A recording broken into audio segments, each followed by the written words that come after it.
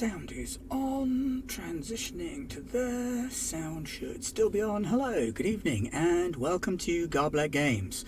I'm Ben, and I have decided to pull my finger out and do a how to write an adventure stream this evening. So as soon as I know that it's working and people can see and hear what's going on, should still be on. Hello, good evening. People can see and hear what's going on. I can see and hear what's going on. Let's get started. So, sadly, poor Pete, our head Garblag, is not feeling very well. So our standard dodeca stream is not going on tonight. So, fill in a gap. I thought, well, we've done world building, we've done lots of world building. And I know they call me world builder, but I thought, what else do people want to know? So we're looking at how to write an adventure today. So I'm thinking the plan is we'll go through the sort of basic stages of how to write an adventure and start drafting a sort of rough idea for what adventure we're going to come up with. I want to make something nice and system neutral. So I don't want to be putting in stats and specific creature types unless they're nice generic ones that we can use across in any old system that you care to name. So I want something that can be drag and dropped into any system you like. So we're going to be nice and system neutral. So how to write an adventure? Well, we got 3 initial stages to look through. So let's pop some numbers on those. All right, brainstorming and ideating. This basically means coming up with what the hell it is we want to do an adventure about. So if we're going to write an adventure, we need to have some kind of idea what it's about. Drag and dropped, nice. Then we come up with like a short synopsis and some adventure hooks, and that's when your MacGuffins come in. And then finally we go to outlining and mind mapping the main beats of our adventure. So we'll pop together a couple of things. Feel free to chuck some ideas out in chat if you can think of something that you'd like to see included. I'm more than happy to add some of your ideas into what's going on. Veronique's already on it.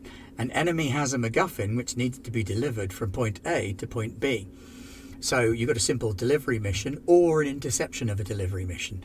You decide whether you want to be a good guy or a bad guy, and then you've either got to get the thing from A to B. It sounds like you're writing plot for a paintballing adventure right there. So that works too. And that's your system neutral when your adventure could be used in a paintball scenario as well as in a role-playing game. Yeah, we need antagonist. Is it going to be a person or a place? Or is there an antagonist in a place or who is a specific person? So let's go. Right, we've got MacGuffin. We need one of those. We need an antagonist. We need one of those. We need a place or location. So we'll have one of those.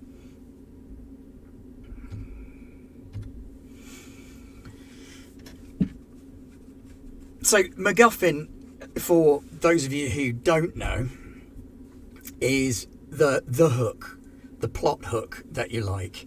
It's often an item. It's the reason that you're doing the thing that you're doing.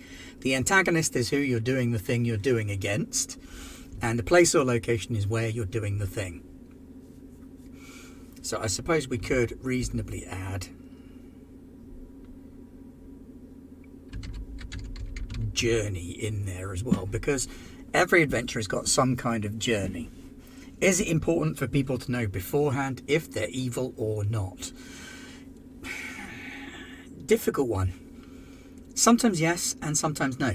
If you know beforehand that it's an evil adventure, oh, that's an idea though. If you know you're running an evil adventure, then you've got a little bit more of what to expect. If you've got a sort of standard adventure pack, you tend to assume that the player group is coming in on the side of good, for want of a better term, and that they will be playing the adventure as protagonist. So when we get to antagonist, protagonist and antagonist, they're neutral terms. They've come to take on terms in English that are positive and negative. So the protagonist is usually considered to be positive, and the antagonist, their opposite, is considered to be negative. But that boils down to the fact that the words themselves are usually done in that way. So a protagonist can be evil, and an antagonist can therefore be good, or neutral, or just not actually care one way or another. In the same way that you can have protagony and antagony that runs across different lines than the good and evil one, chaos and law, change and stasis, lots and lots of things. So you can have any number of bits like that. Then when we get into the adventure synopsis and hooks, that's when we start looking at things like timeline.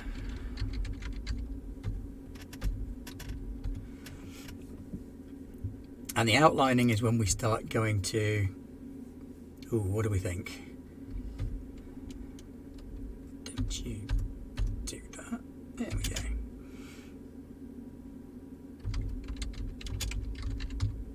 Story beats. What happens when and where and why. Alright, so we need to come up with a couple of ideas for what we can throw in for a MacGuffin. This is a thing. So it could be a package, it could be a person, it could be an item.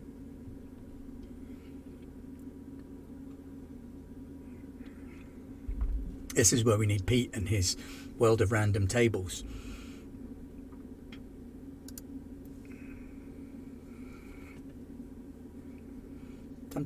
So a package who is a person. Thank you, Fred. That's good thinking.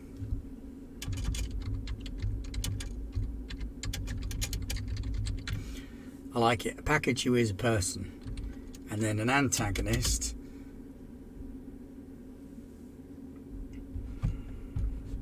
Is in this case going to be doesn't want package delivered, place or location, and I think we're going to throw this into some mountains. So our place location is going to be in the mountains, and the journey is going to be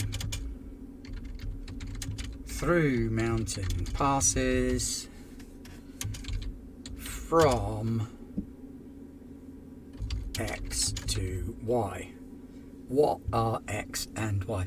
Isn't that a Jason Statham film? Well, of course it's a Jason Statham film. There's only so many ways you can tell the story of Man Drives Car.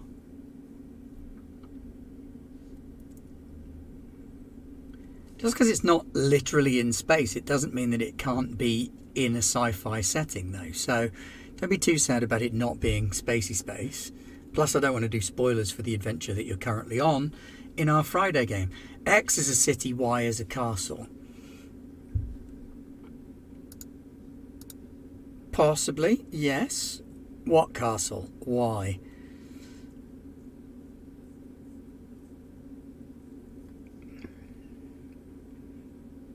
Oh, okay, I've got it. I've got something. Package who not is a person, was a person. So we're looking to transport the honoured corpse of Z to final resting place.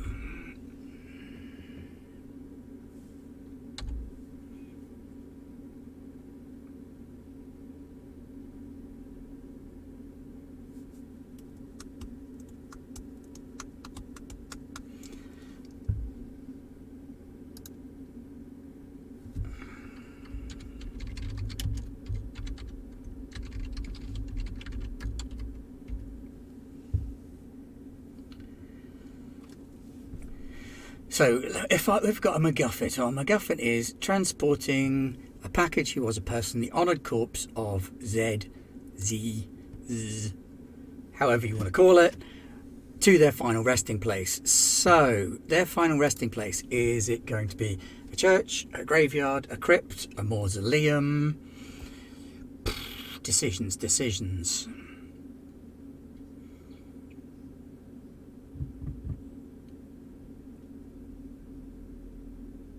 Oh, here we go.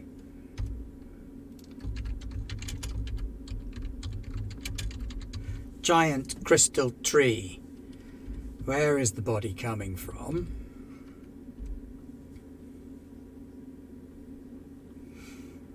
See, now, Sharadel, you're getting into adventure synopsis and hooks and stuff like that. What if the corpse wakes up along the way? So, through the mountain passes from somewhere to a giant crystal tree. Where are they going from? Where is this corpse corpsified? Were they a good person? Were they a bad person? Were they an entirely neutral person? Are they a prominent person? Presumably they've got to be someone of some relevance in order to be taken to this generic giant crystal tree thing.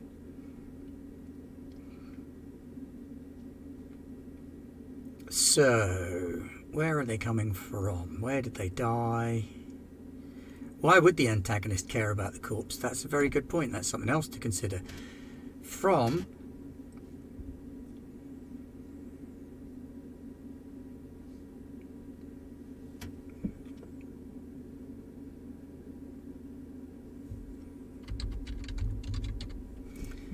a citadel to a giant crystal tree.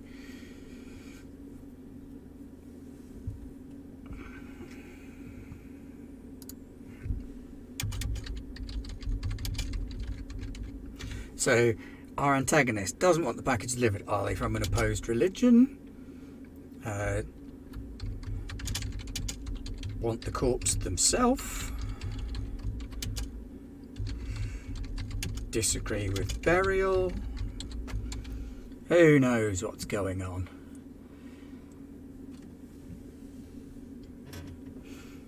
Maybe the corpse isn't as corpsey as they thought it was going to be. So we've got to pass through some mountains. Yeah, they could be fully clothed with jewels and magic items. Hence the honoured bit. So we're going through the mountains. What sort of temperature? Let's go for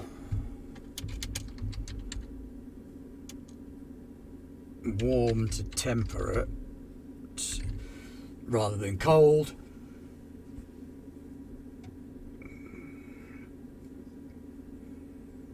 So far we don't know who the good guys and bad guys are in this. And we don't know whether the players are working for them, against them, as dupes of them. So that's got some mileage. So we brainstormed this fairly straightforward basic package. We want to write an adventure in which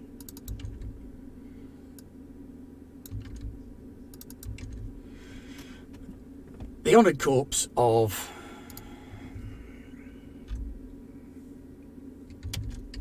a priestess is being taken to their final resting place. The antagonist doesn't want that to take place. We've got to take them through the mountains. Why? We don't know why they don't want it to take place yet. We just know that there is someone out there trying to stop it. The antagonist doesn't have to be an individual. It could be a group of individuals. So it could be that they're filthy poor rebels who are trying to stop this fantastically wealthy church body being shipped somewhere when they could strip it of all the treasures that go with it and actually have enough food to live on. So we can really throw curveballs left, right and centre.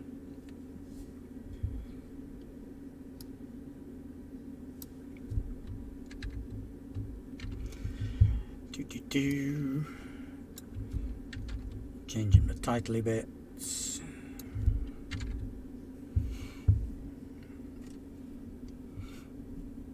So, adventure timeline. Well, before we do the timeline, I'm going to move the timeline down because we need a hook. Why are the players involved?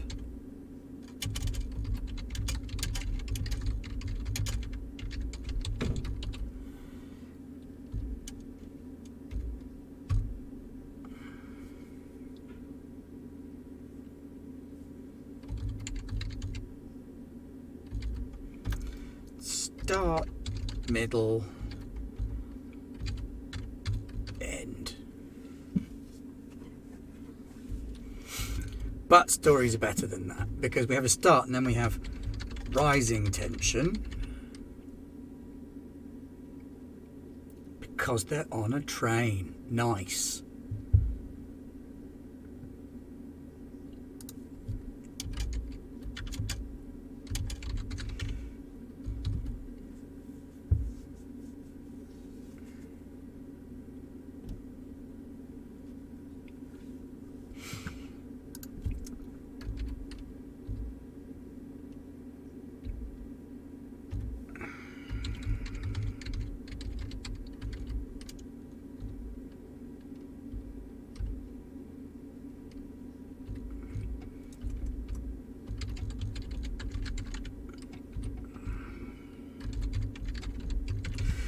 So timeline-wise, you get your start, rising tension, middle, catastrophe, resolution, denouement.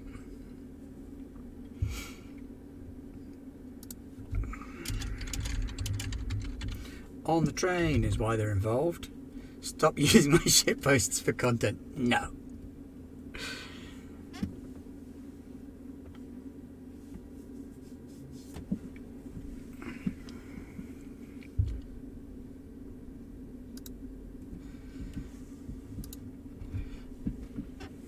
So we've got a couple of hooks that we can possibly have.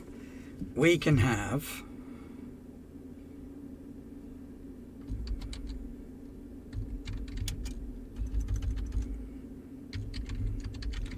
protagonists are either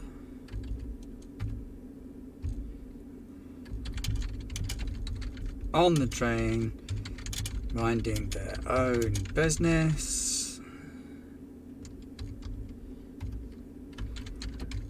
hired to guard the corpse, faithful of the same religion,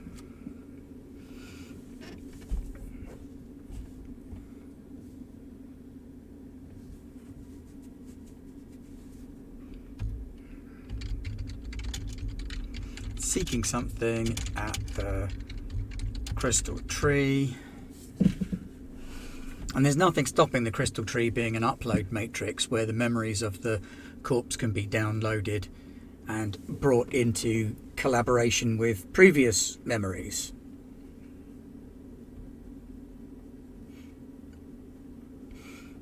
So that's when we can flip the switch as well.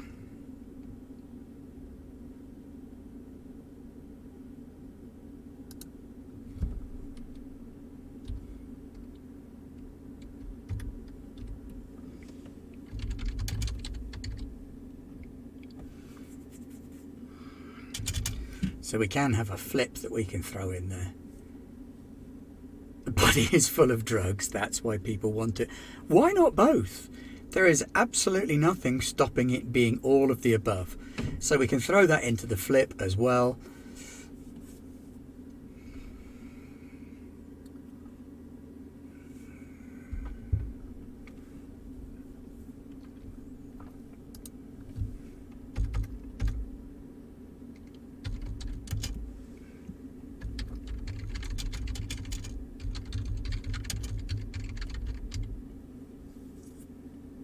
So there we go. I'm going to add section 4, putting it in different settings.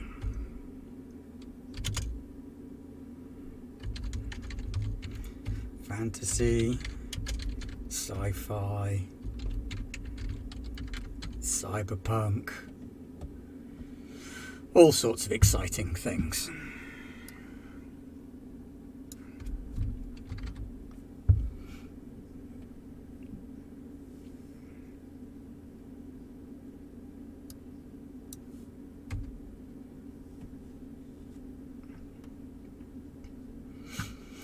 The flip is when something happens that changes everything. Sorry, somebody's just asked in chat what the flip is. So you could be trundling along with your completely normal adventure, thinking everything's fine, we know what's happening, we're on a train, juggity-chug, juggity-chug, juggity-chug, bad guys are trying to steal the body, and then, whoop, there's the flip. Something happens that turns everything upside down. It's not the catastrophe yet. The catastrophe is when it all goes wrong. The flip is when you look at what's already happening and turn the idea on its head. So you're going on this mission because you think you're the good guys protecting this holy body on its trip to its final resting place. And then the flip is actually you're the bad guys unwittingly because you're taking a corpse full of dodgy data to be uploaded somewhere. Or a ship full of drugs. Or a taxidermied zebra.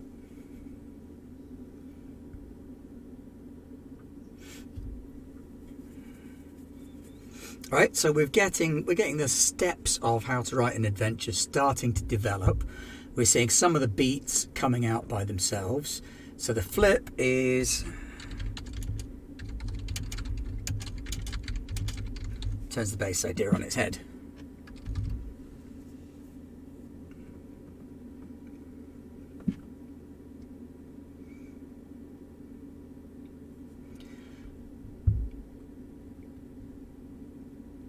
So at the start of our story, we begin getting on the train.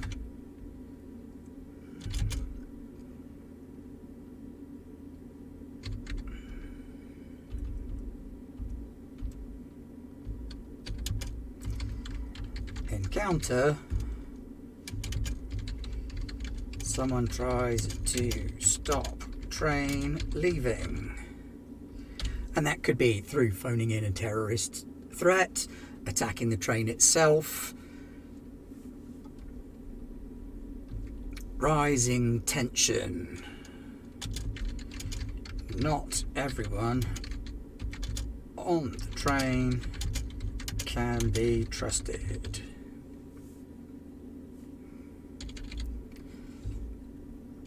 In the middle, we have the flip.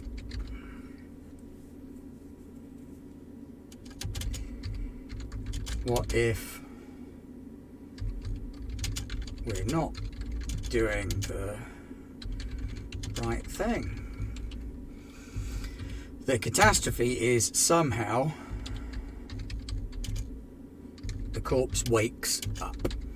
Either it's animated, or it's not dead, or it's got enough cyberware in it that it sits up and is running on automation, or somebody jabs it full of nanites or bugs or something equally horrible.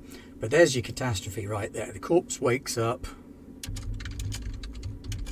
and goes on a rampage.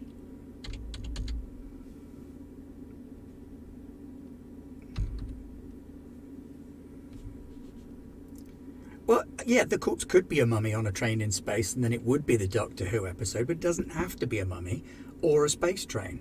It could be a wagon train.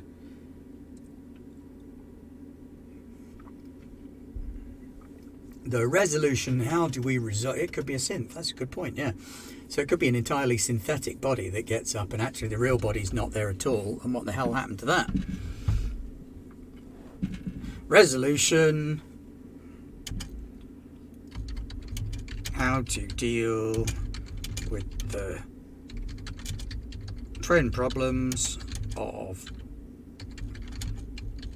moving corpse and contents.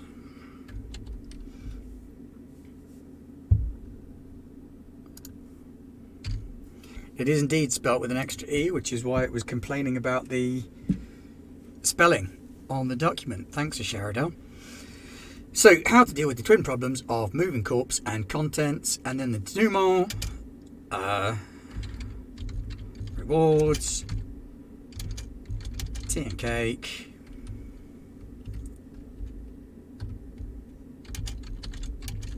home for medals, or wanted by authorities.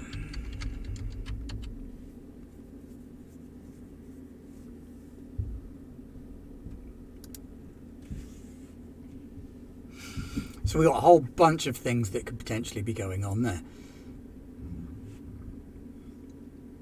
What other settings could we put in? I mean, fantasy, sci-fi, and cyberpunk are going to be our big three to look at.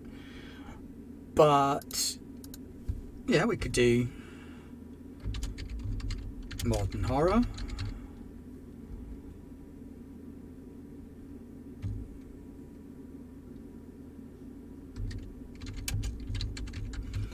'19th century adventure.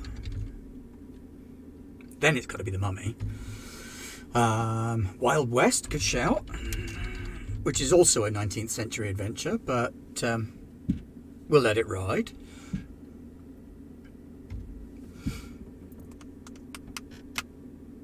Any other settings that we could probably throw into it? I mean, that's probably enough to be getting on with. Celtic historical, now you're just messing with me. But sure.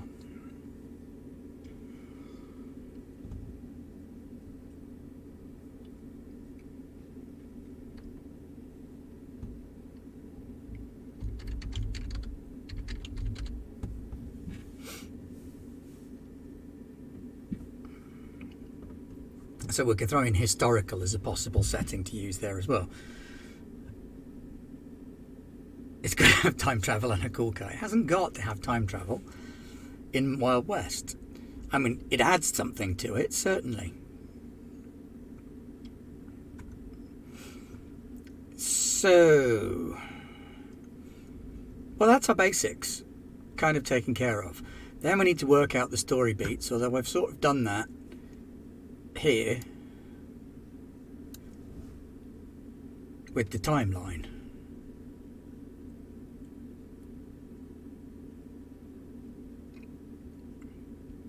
So maybe what I'll do is I'll just take that whole section and move it to here.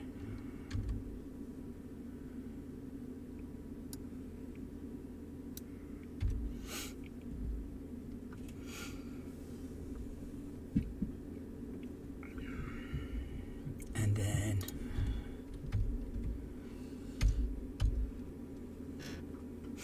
we can put our adventure synopsis in.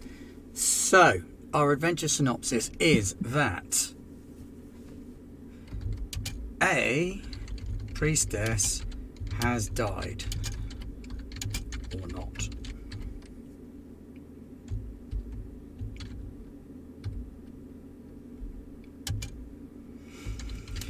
Her body needs to be transported from the citadel to the Great Crystal Tree.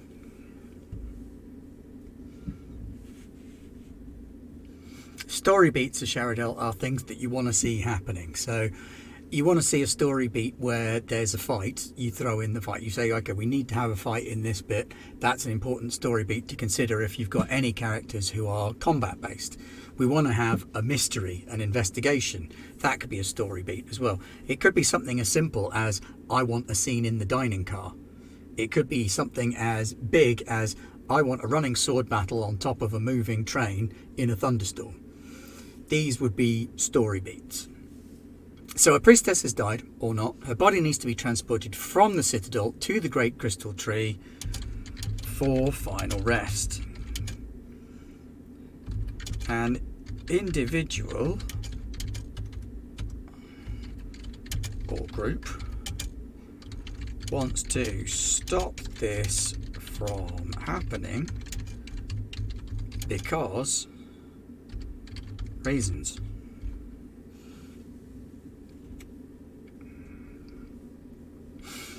So an individual or group wants to stop this from happening because reasons. Not players. Protagonists are pulled along either by involvement with one side or the other. So they could even start off on the opposite side to the priestess and their guards.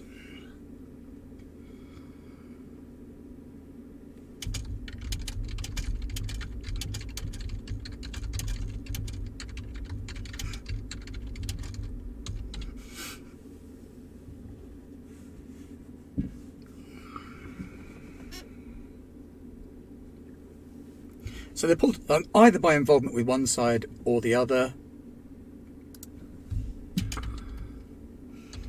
or the promise of money, reward, and are the ones that can resolve the situation either way. So that's our adventure hook. Our adventure synopsis, sorry.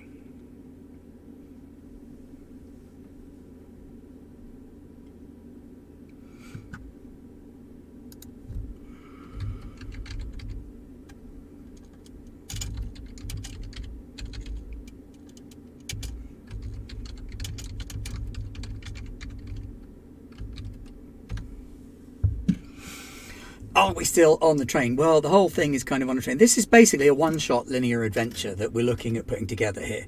So this is something that could be run by anyone. If any of you want to run it, go for it. Pull it out of here. I will make the write-up available on the Patreon page so that it can be pulled off from there. And our patrons will be able to use it as they want. If you're following along, or you want to watch the video back on YouTube,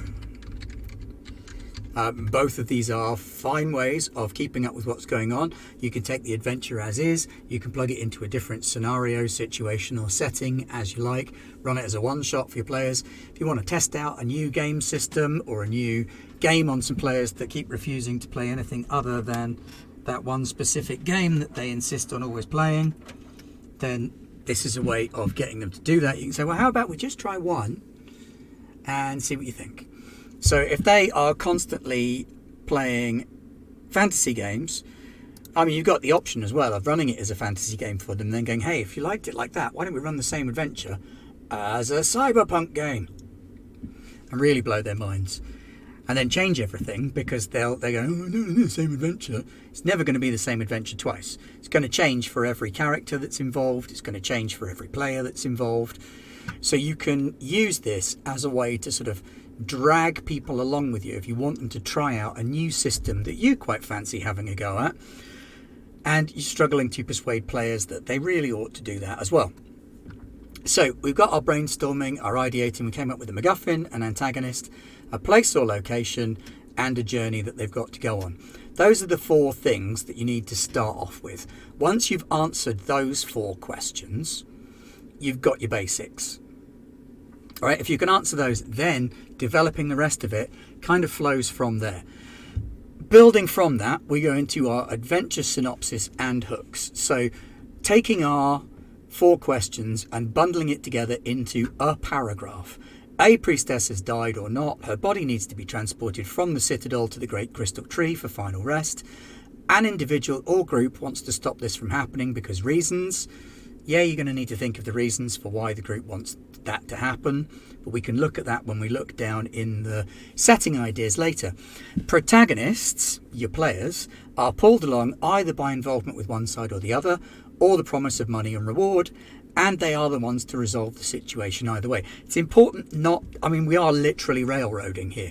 This is very much a railroad adventure because it's a one-shot, it's a short game, it's designed to run in a linear fashion. That doesn't mean everything has to happen in a specific order.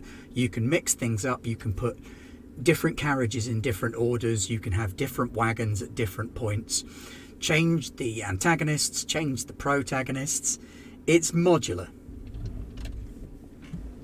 Yeah, and if they don't want that stuff to happen, they're still there and it's going to happen anyway. So either they fix it or it fixes them. But I don't understand people who do that. Oh, it's what my character would do by not going along with the adventure. Well, okay, fine. Now make me a character that will go along with the adventure. I want to have players who are willing to play. You've got a great character there, but he doesn't want to take part in the adventure. Well, you haven't got a great character then. You've got rubbish character. Okay, your adventure is staying behind in the pub while everyone else has an adventure.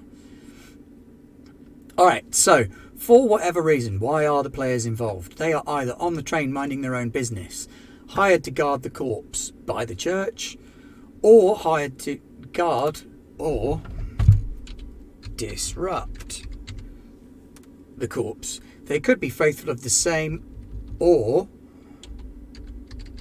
opposed religions. Or they could literally just be on their way to the crystal tree because it's important that they get there for reasons. Those reasons can be up to them. Ask them, why do you want to go to the Great Crystal Tree? If they say, well, I don't, say, yeah, you do. Tell me why.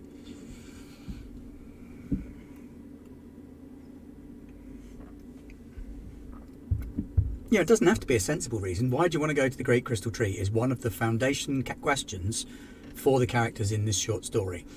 If they don't want to go to the Crystal Tree, fine. Now think of someone who does want to.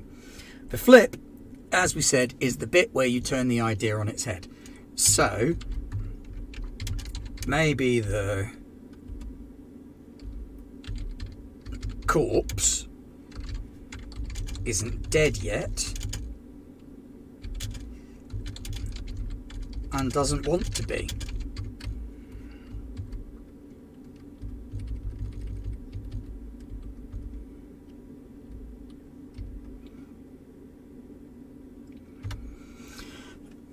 Maybe the corpse is stuffed full of drugs.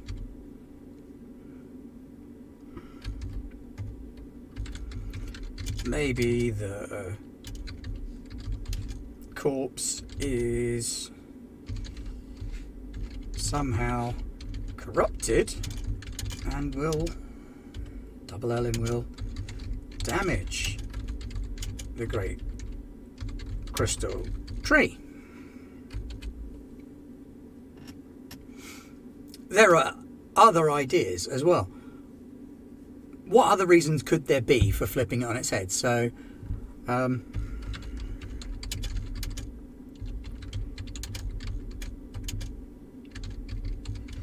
and the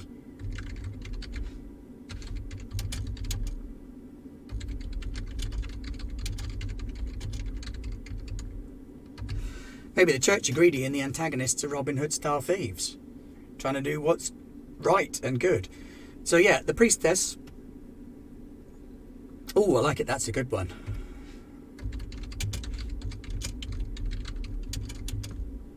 Body carries a disease. Thank you, Fred. The body carries a disease. Hosts a parasite full of bugs.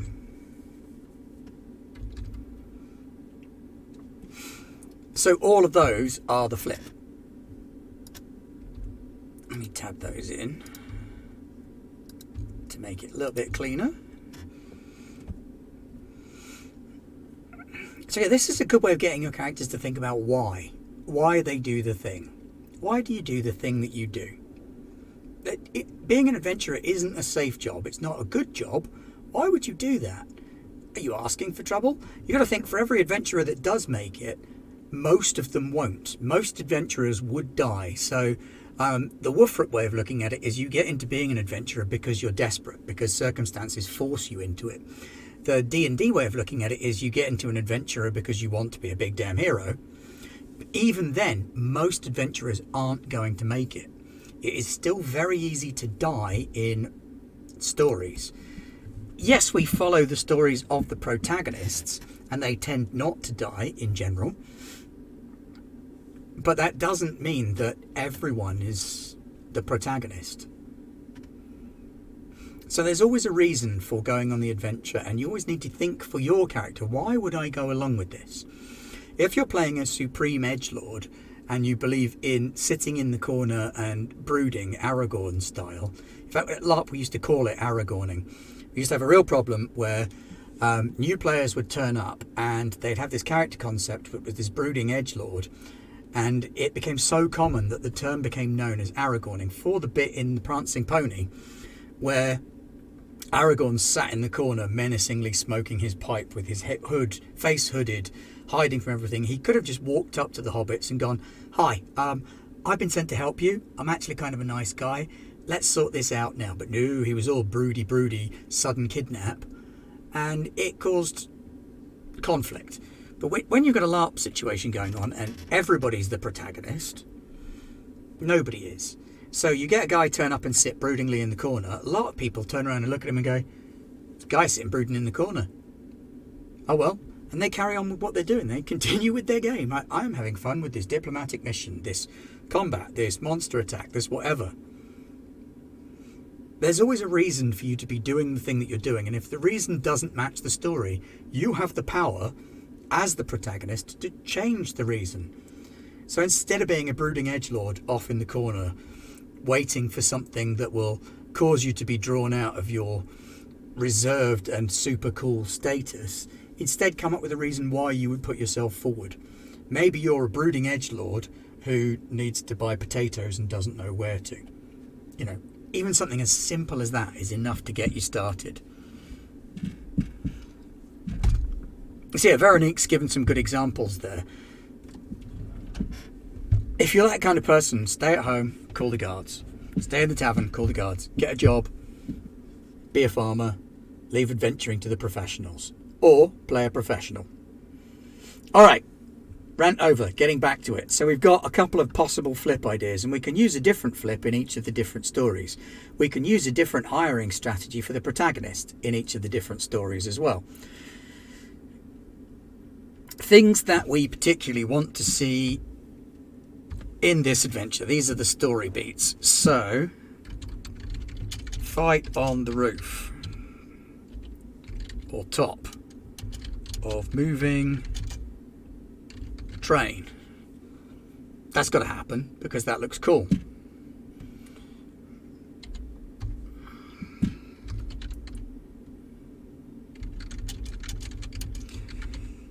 Something in the dining car. And remember, this train doesn't have to be a literal train. It can be a wagon train. So something in the dining car. Could be any number of things. So we can have a poison. Ing. Argument. Social conflict.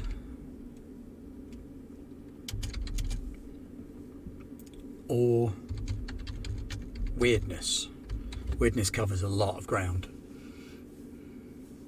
I like it, yes. Tunnel. Shade. Cover. And what happens in the dark? And again, with your different takes on what the train could be. If it's a wagon train, you have to go through a dark, dark wood. And what happens comes out of the woods at night.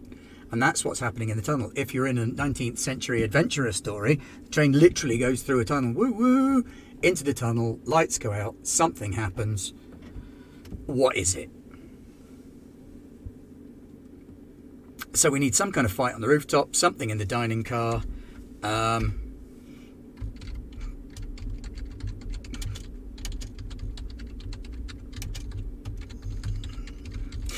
An investigation of suspicious characters, and this can be a double-edged sword. So the suspicious characters could be your players investigating something suspicious on the train, or the investigators could be looking at your characters as suspicious individuals who need keeping an eye on. And we need some kind of raid as well.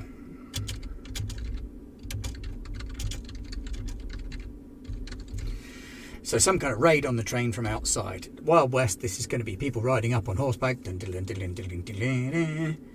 shooting guns off, pow pow, trying to jump onto the train. Viking version of this story, you're running a wagon train through all of the little teeny tiny kingdoms that aren't Norway yet, and a bunch of berserkers leap out and try and nick your stuff. You know, there's a way of looking at it from every possible perspective. So do we think 1, 2, 3, 4, 5 story beats are enough, or should we have a few more? I think let's throw in a couple more story beats, because we've got a timeline with 1, 2, 3, 4, 5, 6 things in it. Veronique really wants this corpse to be full of drugs.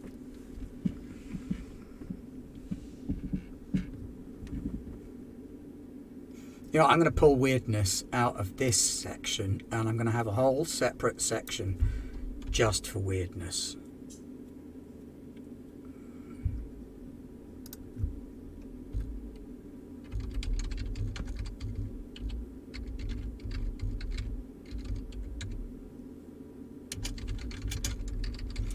So some weirdness or otherworldly thing happens. And again, if you're running a historical game and you don't want anything magical and woobly and real, remember that superstition is a thing as well. Corpses move as the gases inside them inflate the body and cause them to make noises and twitch. And to a person in history, that would look as very much like the corpse was alive and moving. That could be all it takes to set off a historical, the corpse is rising, hysteria thing, and have everybody go nuts.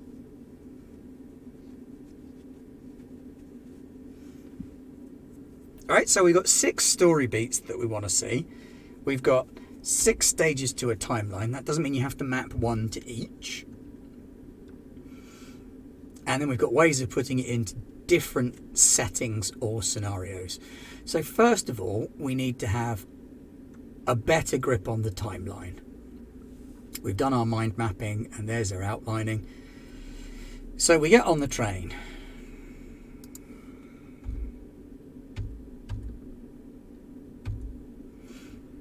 Someone tries to stop the train from leaving. There's an encounter right there. Could be a person laying down on the tracks.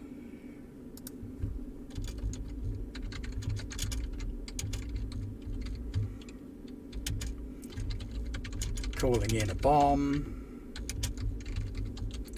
Attacking passengers.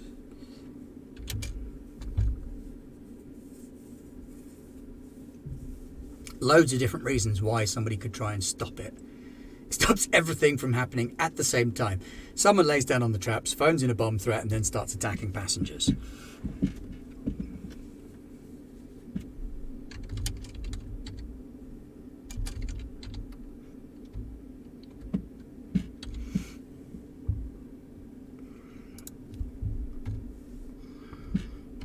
So, an encounter for someone on the train can't be trusted. This is a good one for the dining car beat.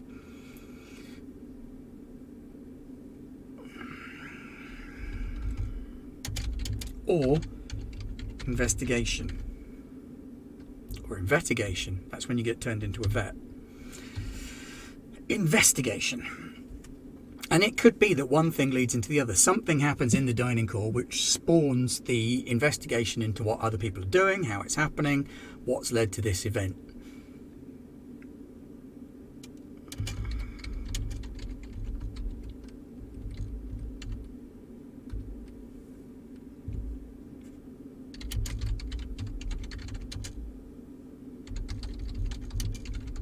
Something happens that a passenger must have done, leads to social conflict, investigation. Having trouble with my worms today. Typing too quickly and trying to concentrate on talking and typing separate things. Social conflict, investigation,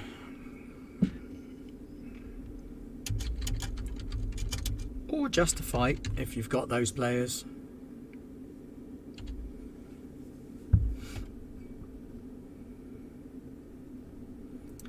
So let's italicize our encounters here.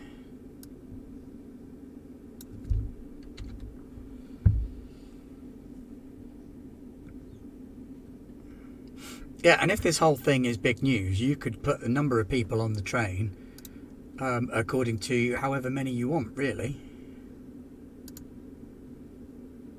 Oh, my screen's gone all wobbly. There we go. That's that fixed.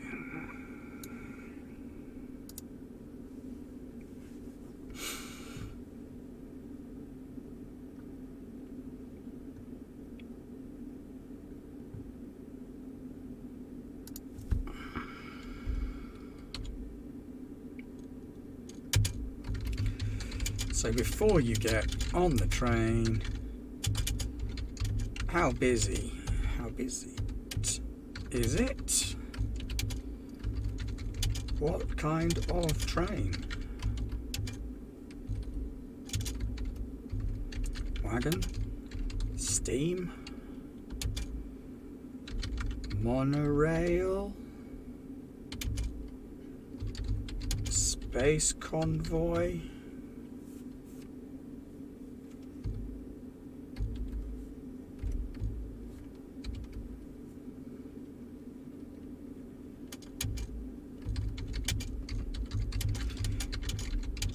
Who else is on the train?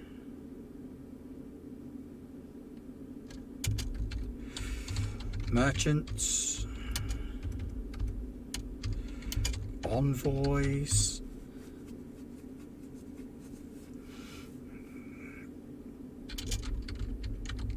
journalists. These are great ideas from chat.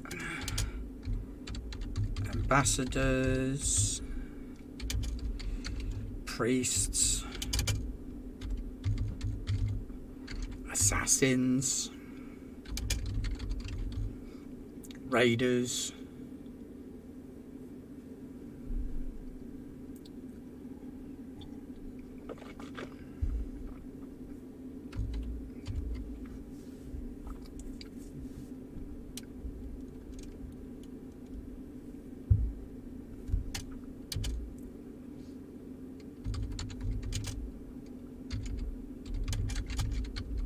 what does it look like?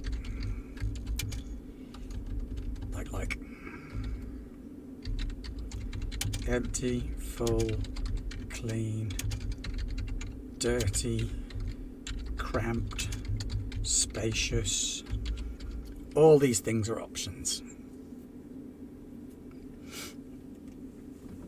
Maybe the corpse is in someone's pre-booked seat and they're arguing it should be stored in the overhead storage. Possibly. So we started, we got on the train. What does the train look like? How busy is it? Who else is there? What does the train look like? Then someone tries to stop the train from leaving. What happens there? Rising tension. Not everyone on the train can be trusted. Something happens in the dining car or during an investigation. What's occurring? Right, I'm going to take a quick human break and I will be back in a moment. Now would be a great time to go and refresh your beverages, cool yourselves off. I will be back in a minute. I'm just going to flip over to the holding screen and turn the sound off, but don't go away. I will be right back to continue with the adventure in a moment.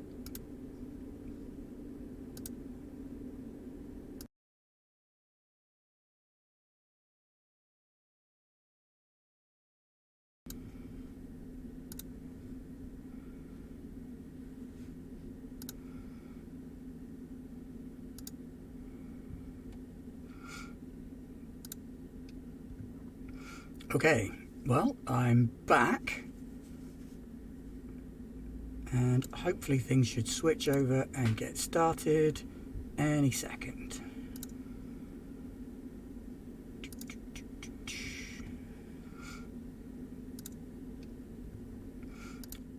Good.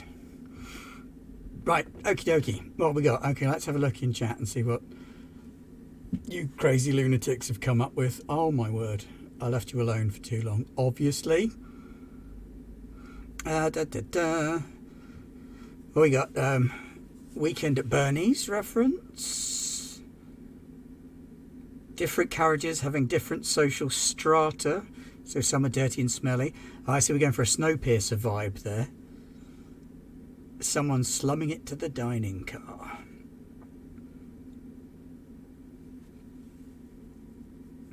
Random rolls from Alone in the Labyrinth. Hi, Savino. And then a Sharadel started a riot, kicking over a table, throwing cabbages, and then realised they were talking about the train, but the riot carried on for a few more posts.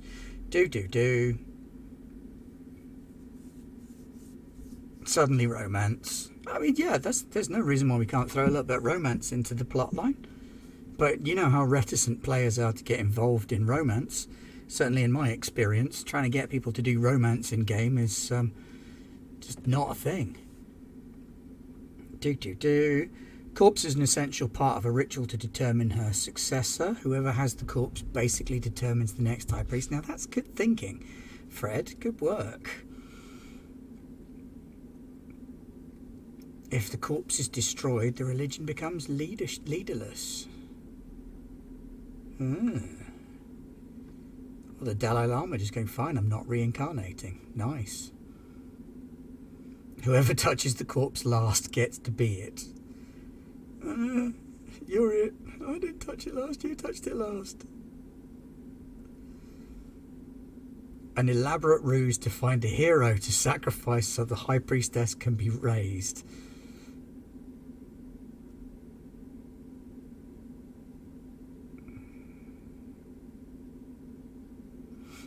Ah, Veronique, what you impacted in Vampire wasn't romance. Brutal torture, horrific mental damage, both of these things could be applied to what was going on. Alright, let's get on then. So that's chat. Now coming over to the flip. Shaboing. In the middle of the adventure, approximately, like the early middle by the looks of things, we get the flip. I might actually take out the bit that calls it the middle, you know? Because the middle...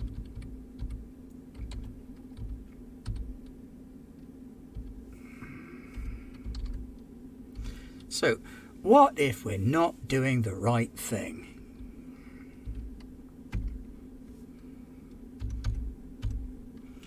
And then our encounter is some way of discovering that all is not as it seems.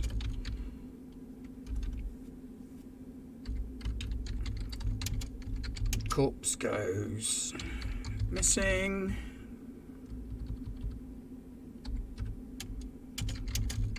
Or starts leaking.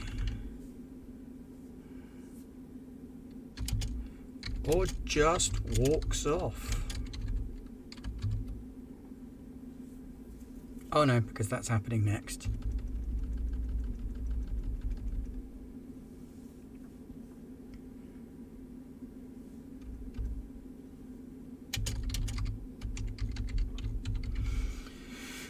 Equally, if we've got our not actually dead yet corpse, someone who's on the journey to become a corpse, they might actually get the opportunity to tell someone or find out for themselves for the first time that this is what's about to happen to them.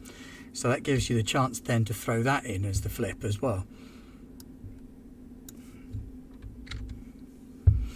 And then we have the catastrophe. So first we have to flip, and then when everybody's on the back foot, then you hit them with the big thematic disaster situation. So in this context, the corpse wakes up.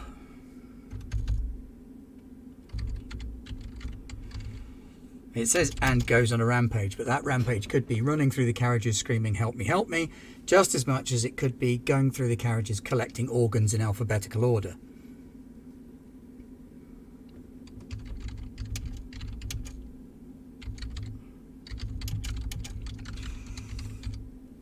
Either the corpse is animated and needs de-animating,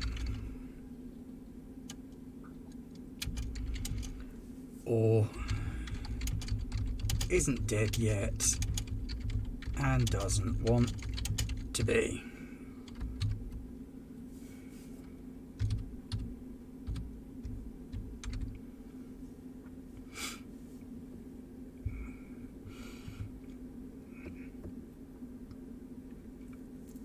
Now, we still haven't got all of our story beats included in exactly the way we want them. So we need to throw in some other bits. So we need another encounter in the rising tension bit.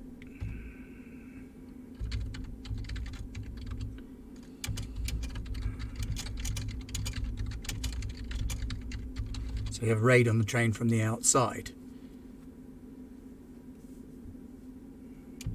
Possibly with a link to the tunnel. That's another story beat that we wanted.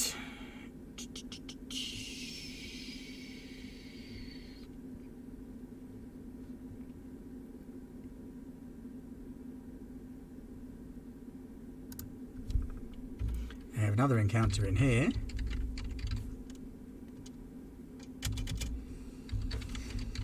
Something is on the roof.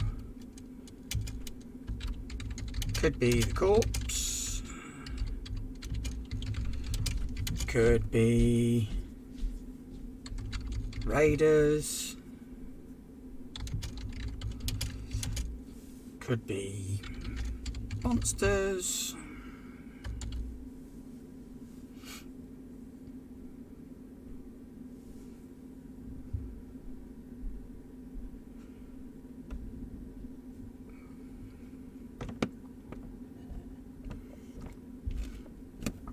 Then we've got our resolution.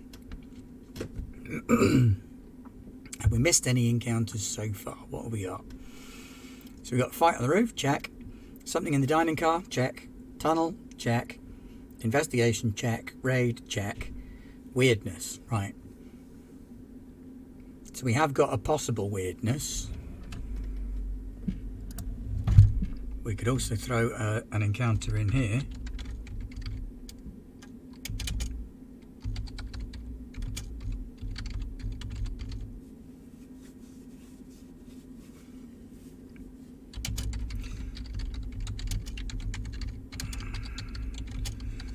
Temperature change, spooky woods, flickering lights, scary noises. That can also then be investigated if people want to. Right, so we've got a couple of encounters and they're building in intensity and stuff as we go along. So we've gotten to the resolution.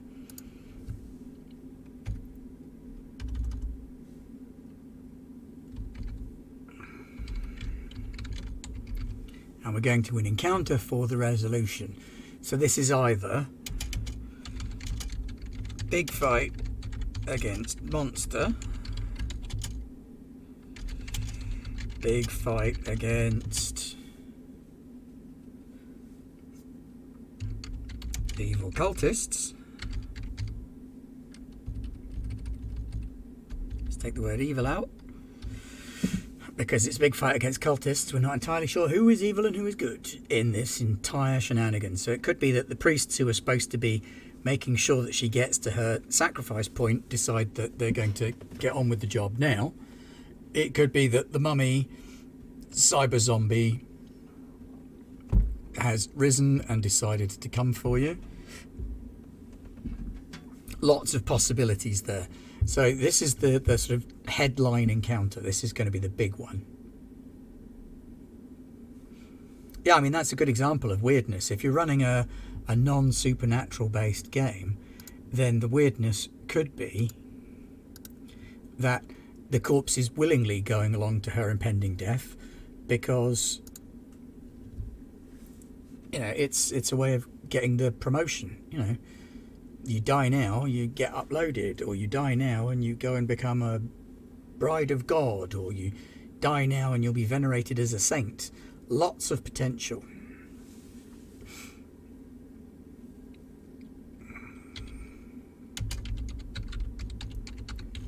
Climactic needs to be lots of movement, threat, etc. Over a deep ravine.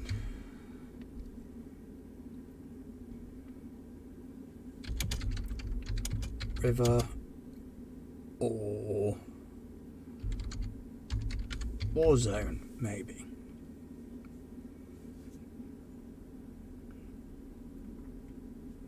And then you've got the denouement, which is sort of got an encounter.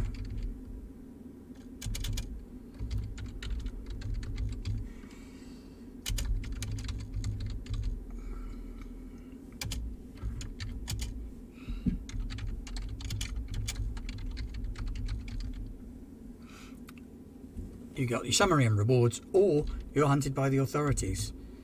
I mean, you can win, but you don't have to completely win.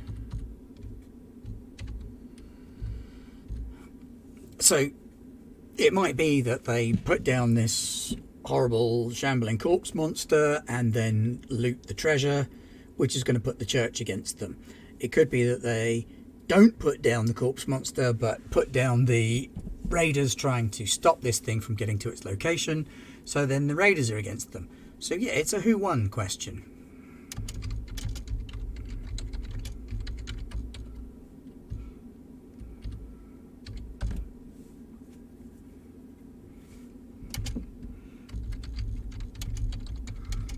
Always allow for multiple sides and tags to future scenarios. And I'm coming right back up the top.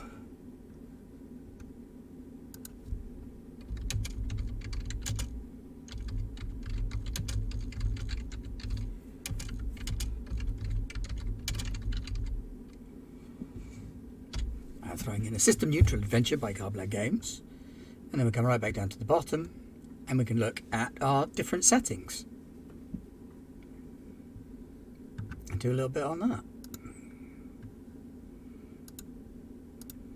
So in a fantasy setting, it could be a wagon train,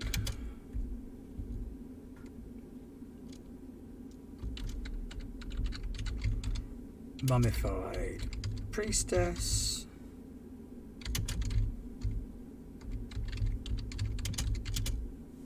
spelled resurrected wrong, 2 R's, 1 S,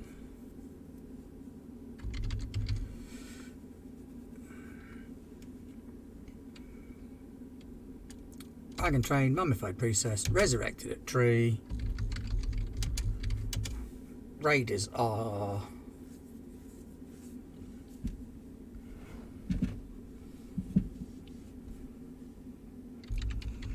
cultists of opposed god.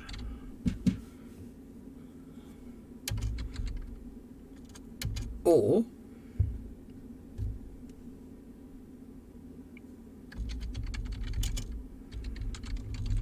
living priestess, killed a tree, raiders are freedom fighters. So you got the same story, 2 different ways there, in a sci-fi setting. How could we run this in a sci-fi setting? So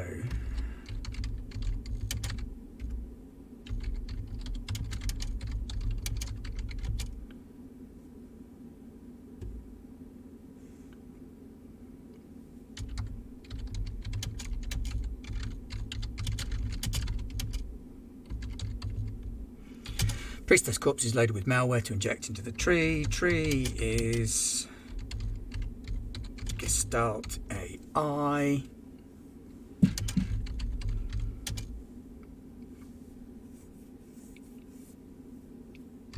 Raiders are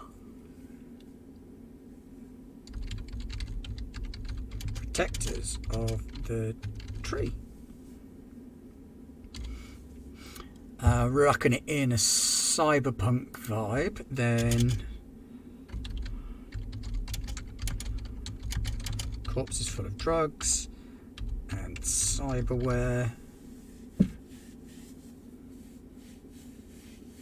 body was a taxidermied zebra all along. That's your cyberpunk one. Corpse is full of drugs or cyberware.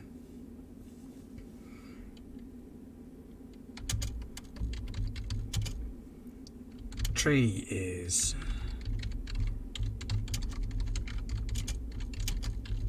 unprotected against their access. Raiders are trying to steal the drugs or cyberware.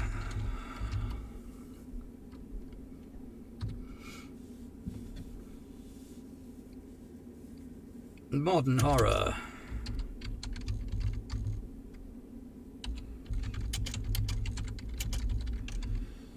Priestess or nun is still alive. Doesn't know. She's being sacrificed. Tree is sinister ritual. Muhahaha.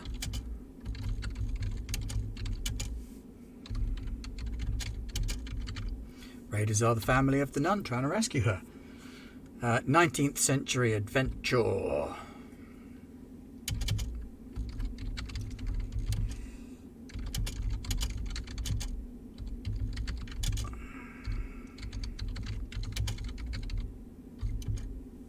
Not Eldritch Horrors. Eldritch Horrors.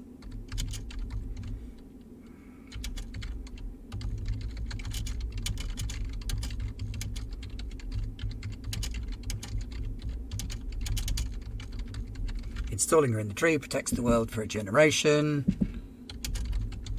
Raiders are cult of monster god. Dun dun dun.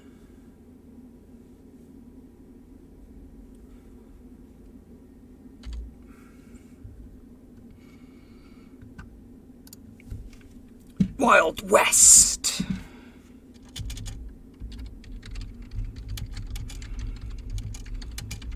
Priestess's bride to be.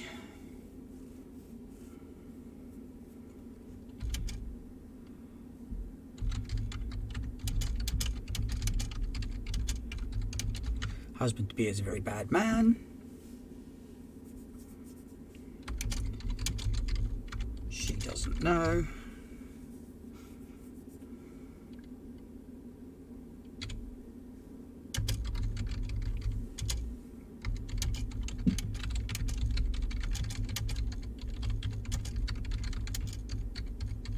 And the raiders are his men coming to collect her without having to pay the dowry. She doesn't have to be at all helpless. She could absolutely be a shit-kicking, righteous ass whooper. But she's agreed to a wedding. Is going.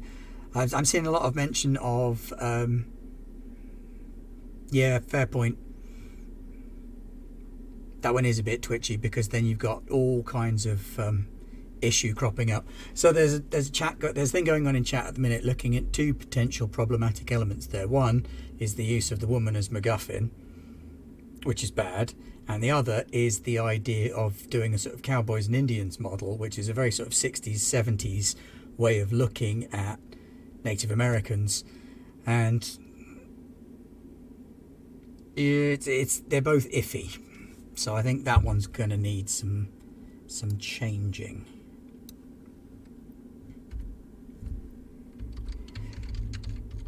So the priestess isn't actually a person, is a shipment of guns.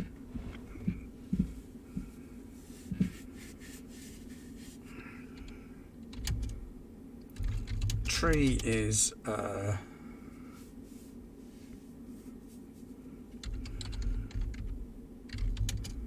beleaguered base, and raiders are bandits trying to steal the guns. There we go. Nobody needs to be objectified. Nobody needs to be stereotyped. The priestess is entirely a hoax. And they go, oh, it's very important that we carry the body of this nun back to this church, when actually it's a shipment of guns being snuck through to a beleaguered base somewhere down south, and the raiders are bandits who are trying to steal the guns because they know what is actually going on, and that's one way of dealing with it. Thank you, Veronique, for pointing that out. It is important to remember that sometimes these tropes that we're familiar with have a legacy of toxicity built into them, that it's not always easy to spot, but that you need to be open to paying attention to when they do arise. So this is still an opportunity there for a way to improve it. The priestess being a pile of guns also has some mileage there because it subverts that trope and it flips it on its head, and people could be going, oh yeah, well this is what we're going to expect, and then bam, it's not that at all, and you've got the flip before the game even starts. Now historical, we could call it Celtic or Viking. I'm going to put other. I'm going for Celtic and Viking because those are obviously the ones that I'm closer to and know more about. And that's a wagon train to next village, through mountains and woods.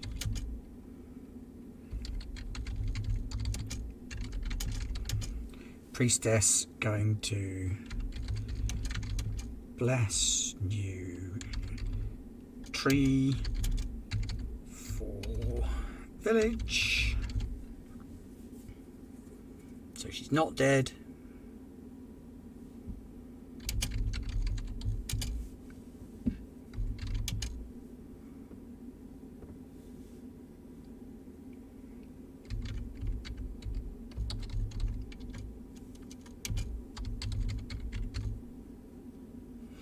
Raiders are anti-pagan zealots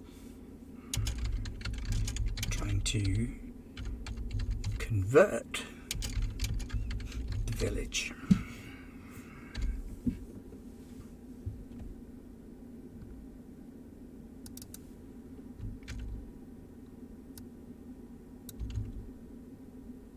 There we go, and that's how we can take the same adventure hook scenario vibe thing and inject it into all of these different genres.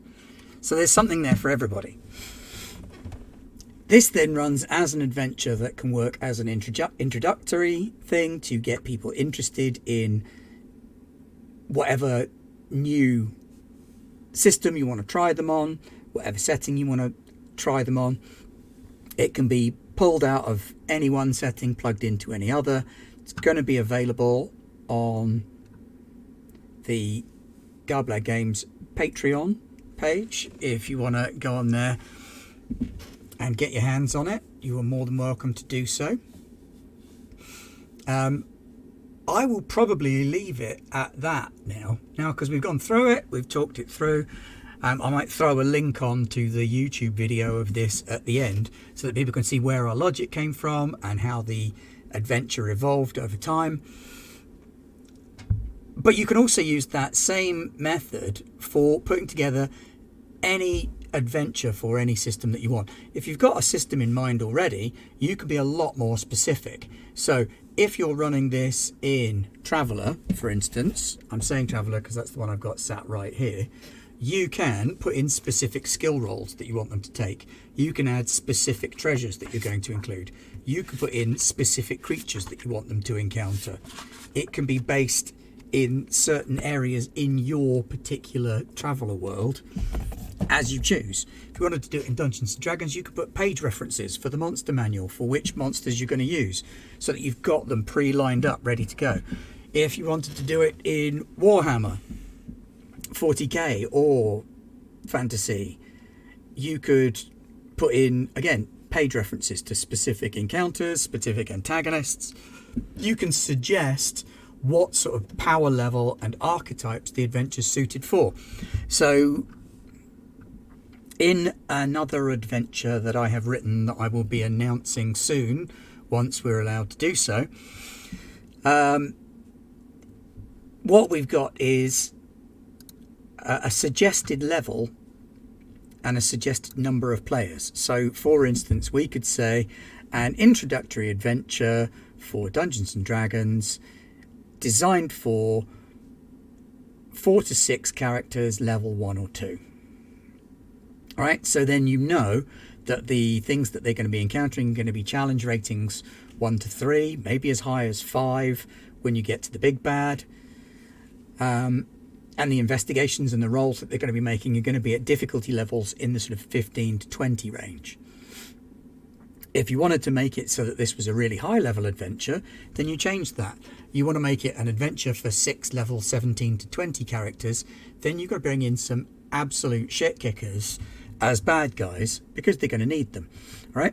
So this is just to give you a sort of rough idea of how to map out and plan for your adventure. The big baddies don't have to be rats in the level 1 and 2 adventure. They could just be humans. You just want to make sure that your party of 4 to 6 encounters them 1 or 2 at a time. All right. So how to do an adventure. You start with your brainstorm and your ideas. Then you start thinking about an adventure synopsis and what hooks you're going to use. Then you have your thing called the flip, where you get the basis of the adventure that the characters think they're playing and you turn it on its head. You don't have to flip it. There is no necessity for there to be a flip. An adventure can quite literally be what you're expecting. Shadowrun was quite famous for being so... people expected flips so much that even though... you got screwed over. Every adventure, you got screwed over. Everybody was waiting for the flip. It was like, well, the guy's going to screw us over at this point or this point, so let's wait and see. One of their adventures was even called Celtic Double Cross. Like, who went into that not expecting to be double crossed? Once you've got your flip, you then start working on your outline. You think of your story beats. What do I want to have inside this particular narrow window adventure arc? All right, what scenes are going to be iconic, are going to stand out, are going to be cool? Then you look at your timeline. Just a rough timeline to start out. If you wanted to go on with this, if I was going to develop this for like full-on publication spectacular, I would obsess over it. I'd go nuts on it. I'd end up taking longer than the month I should have taken on it. And then it'd be available from Drive-Thru RPG on the Garblag Games page as Home for the Summer, which was supposed to be a 3,500 word adventure that turned into like a 35,000 word adventure for Zweihander. But that's it for now. What's on for the rest of the week? Tonight, our North American colleagues are going to be running a wrestling game, which should be gloriously silly. So tune in later if you're up and around and watch that. Bunch of people shouting and pretending to hit each other. So just like other role-playing games then. Tomorrow we've got Oatatau, Once Upon a Time in the Old World. Our Wild West inspired romp through the old world with Jim running a cast of ne'er-do-wells through that adventure. Thursday. On Thursday, we're hoping that Pete will be well enough to run Pathfinder. And if he is, then we're going to be starting our Pathfinder adventure then. And I don't know if the Americans are doing anything on Thursday or not, because their schedule is a little bit newer than ours and therefore a bit vaguer. And Friday, we've got Traveller, Ren Space, coming back for the second episode where we find out what was in the box. Was it Gwyneth Paltrow's head? No, it wasn't. And have they managed to escape to the world of Kneus in the consensus of Atia? And why doesn't Kneus have a better starport? Or does it? Tune in for this and more details on Garblag Games. I've been Ben, and we've been Garblag Games, and I'm going to throw the irregular links at you. If I remember, there's the Discord one. So we're on Discord. Come and have a chat with us on Discord. We're on YouTube. You can view all of our past stuff on YouTube. So if you missed last Friday's Traveller game, that's up now and has accrued a fair few views. I've been quite chuffed with that. If you're interested in picking up this adventure brief from the Patreon. There's the link for that. And I'm sure there's probably other stuff that I've missed as well. Oh yes, thank you Norman for reminding me. Don't forget to follow Galblad Games so you don't miss out. Amazon Prime customers get a free subscription. Why not use it on us? Otherwise, we welcome your subscribes, your bits, your accolades and your praise. And thank you, Onamichi, for sending over some bits for us. Most appreciated. Thank you very much for joining me tonight, and goodbye.